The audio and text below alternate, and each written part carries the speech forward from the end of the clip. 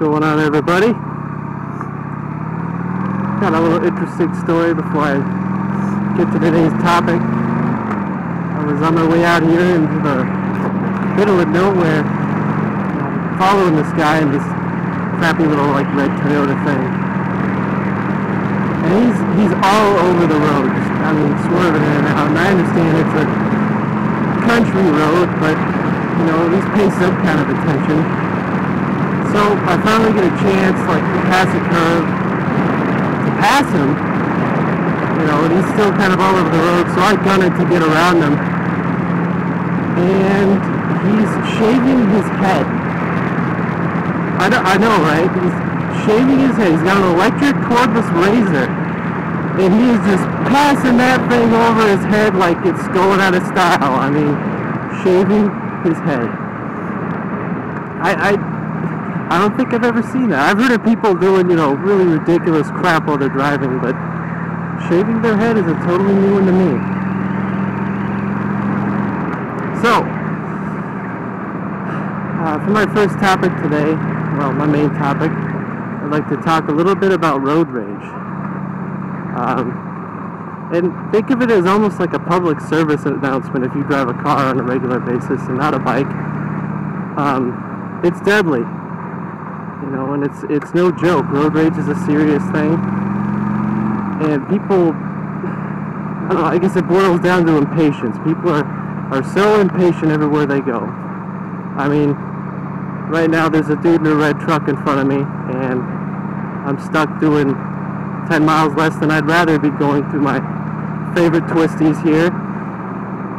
Well, you know what? I just slow down and stay behind him. And there's one thing I've learned is road rage isn't so bad on a bike, just because you enjoy riding and you're out to enjoy the ride, and it's not about the destination, it's about the journey.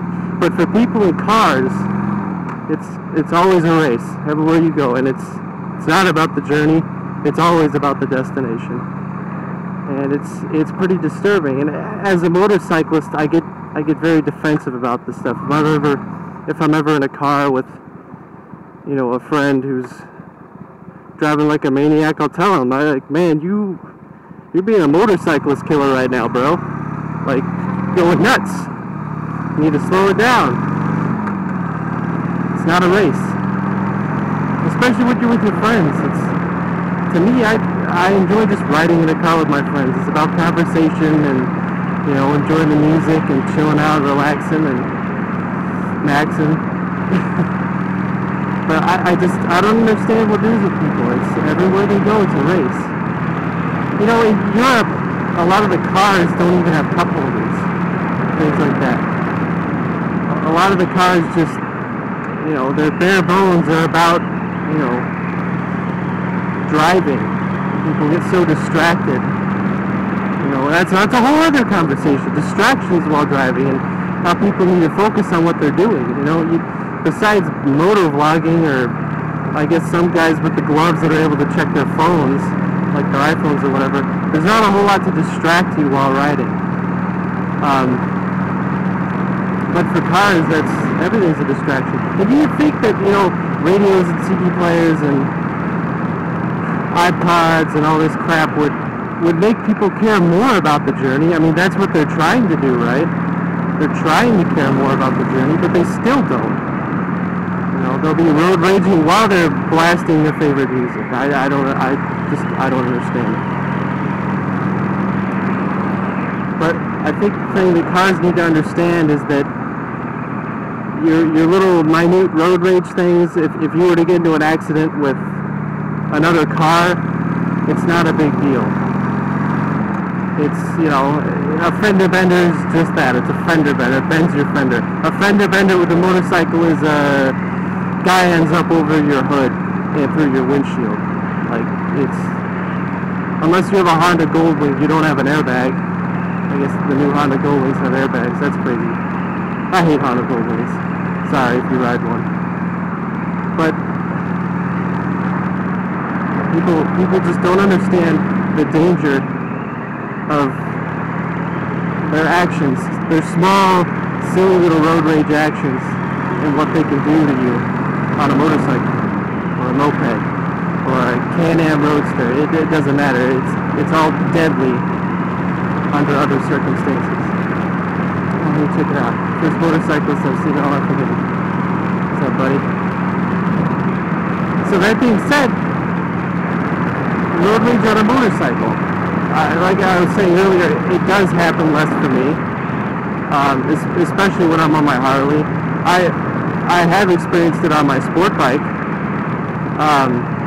You know, the sport bikes, unless they're like a 600, they're not very smooth, and stop and go traffic and conditions like that. So it can kind of piss you off, you know, because you're tired of constantly clutching and being jerked around, just back and forth. It gets annoying. But road rage is even more deadly to a motorcyclist, because the thing is, most motorcycles have the ability to stomp most cars in terms of speed and acceleration. So I'm gonna turn around here. You know, and that's deadly.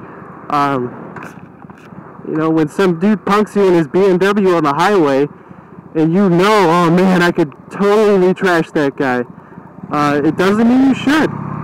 Chances are you were already doing the speed limit, or if you're on a sport bike, over the speed limit. So when that guy passed you at 85, he really pissed you off, I know that, but you know, you can't afford to be chasing that dude. You know, a B1125 will do 170 miles an hour. Have I ever gone that fast on it? Absolutely not. You know, most of the time it doesn't even see 6th gear. 5th is all I need for highway speeds. So just because you have the ability to doesn't mean you should. Another thing, I've noticed, I myself have you know, done it. You give people dirty looks. You know, if they cut you off, like this chick cut me off today, and oh man, that pissed me off because she was feet from my bumper. You know, and I finally passed her to get off of my exit.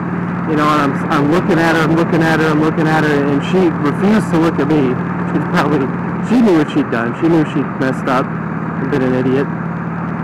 You know, she gave me some stupid little wave when she did it, like, oh, it's okay, I'm just almost gonna kill you. But people just don't get it, you know. But besides that, just because you have the ability to doesn't mean you should. You know, and like I was getting off track here, twisties are too fun. When you're staring at people and such, you forget about what's in front of you. As I was looking at her, I realized that 18-wheeler in front of me could have slowed down, and I would have plowed into the back of them. I mean, that's why you keep a good following distance, but still, I mean, if you're going fast enough, you're not going to have enough time to react if traffic suddenly slows down. So even literally just looking at someone dirty on a motorcycle could cause some serious problems. Cause you to get killed. So, moral of the story, don't be giving people dirty looks. Don't be flipping people off. I had a detective in an unmarked car a couple weeks ago.